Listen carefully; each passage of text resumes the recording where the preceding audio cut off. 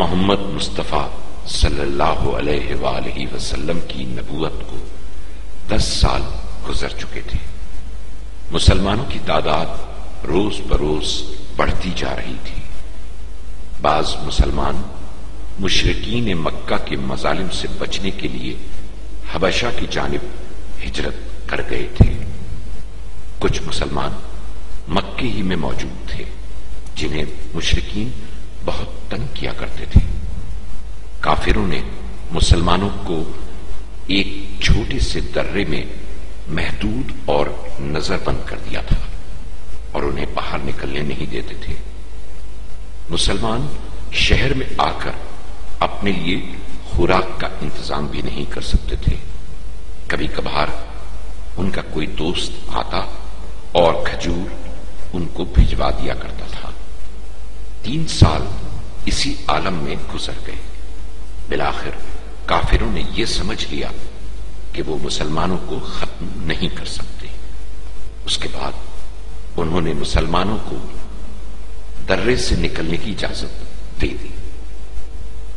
مسلمان اپنے گھروں کو چلے گئے اور اب وہ شہر مکہ میں گھوم پھر سکتے تھے۔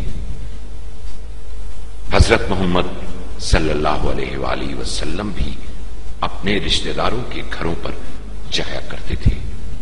ایک رات رسول اکرم صلی اللہ علیہ وآلہ وسلم ام ہانی کے گھر پر مہمان تھے۔ ام ہانی ان کی چچا زاد بہن تھی۔ سب لوگ کھانا کھا کر سو گئے۔ تاریکی ہر جگہ چھا چکی تھی۔ حضور اکرم صلی اللہ علیہ وآلہ وسلم بھی سونے کی تیاری کر چکے تھے۔ اچانک انہیں حضرت جبرائیل علیہ السلام کی آواز سنائی تھی۔ جبرائیل علیہ السلام مکمل امانت داری کے ساتھ اللہ کے احکام حضور تک پہنچایا کرتے تھے۔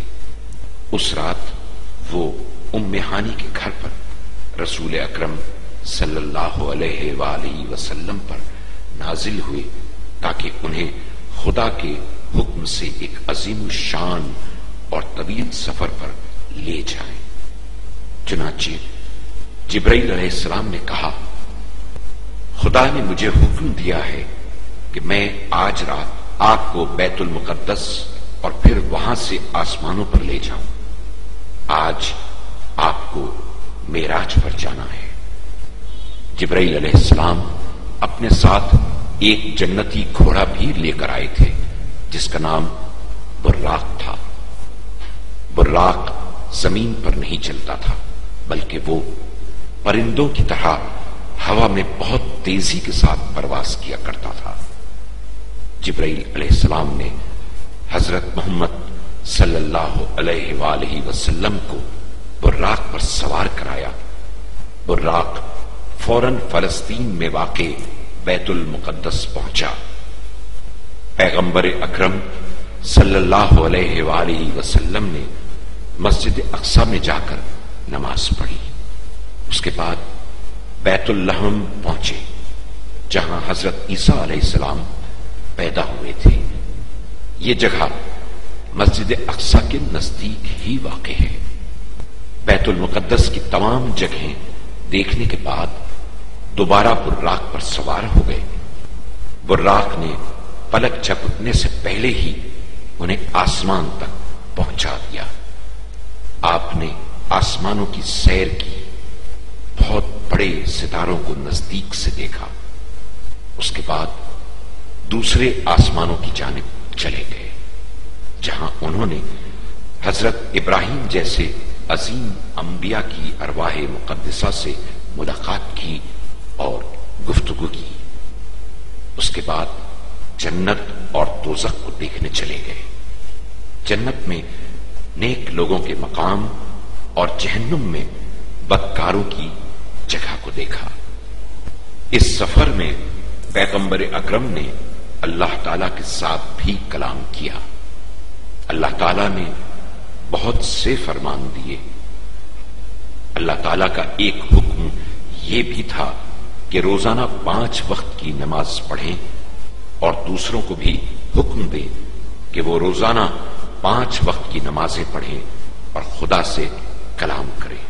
سفر ختم ہونے کے بعد اللہ تعالی کی اجازت سے حضور اکرم صلی اللہ علیہ وآلہ وسلم جس طرح براق پر سوار ہو کر دوبارہ نچلے آسمانوں پر پہنچے اور پھر مسجد اقصی سے ہوتے ہوئے دوبارہ مکے پہنچ گئے اور صبح ہونے سے پہلے ہی دوبارہ ام ہانی کے مکان پر پہنچ گئے۔ ام ہانی نے آپ کو دیکھا تو حیرت زدہ ہو گئی، کیونکہ حضور اکرم صلی اللہ علیہ وآلہ وسلم رات ان کے گھر میں سوئے تھے اور ابھی باہر سے تشریف لا رہے تھے۔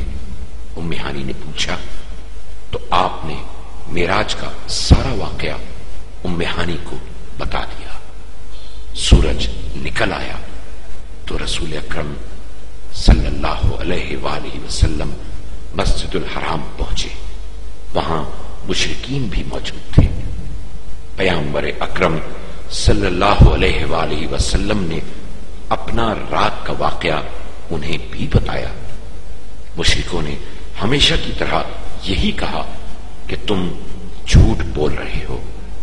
ایک مشرک نے کہا کہ میں بیت المقدس جا چکا ہوں، اگر تم سچے ہو تو بتاؤ کہ وہ کس قسم کی جگہ ہے۔